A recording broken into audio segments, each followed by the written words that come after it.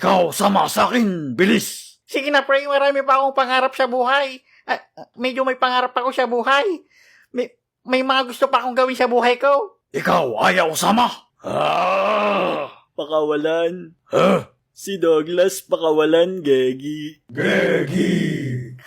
Sabi sa inyo nagre-reformat lang yan kanina. Thank you, pre. How about me, bro? Anong bro? Tawagin mo siyang Harry. How about me, Harry, bro? Pati si Joaquin pakawalan, Gegi. Gegi! Oh yes, thank you, Harry, bro. Ikaw nga, pre. Inaasahan ako ng mga tao dito, tol. Matagal nila akong hinintay, Gegi. Gegi! Manahimik nga kayo. Hindi pwede, pre. Tropa kita, dapat kasama kitang uuwi. Kalma, tol. Magkikita pa tayo muli, Gegi. Gegi! Walang sabay-sabay. Bro, we have to go. Part na siya ng mga people here. You have to accept na hindi lahat ng friends natin ay makakasama natin in the long run. Some point of our lives, kailangan talaga natin maghiwa-hiwalay. Ang laki ng ilong mo. Really? Kino-comfort kita tas ginaganyan mo ako? Kayo, sakay bangka. Uwi na. Mamimiss kita, Jonathan.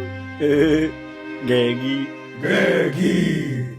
Okay lang yan, pare. Ang importante may natutunan ka sa paglalakbay mo. Oo, GR. Doon ko natutunan na wala palang shortcut sa pagyaman. Ang tunay na kayamanan ay yung pamilya at kaibigan natin. Medyo nakamove on naman na ako, pre. At masaya ako para kay Jonathan. Buti naman, pare. Arms. Pero namimiss ko na siya. Ay! Nabawasan yung kainuman ko. Hindi na niya ako maililibre. Huwag kang umiyak, pare. Naiyak na naman tuloy ako Yams! Ay, tol. Ba't kayo umiiyak, Gegi? Ha? Jonathan? Jonathan? Anong ginagawa mo dito? Paano ka nakaalis doon? Lumipad ako, Gegi.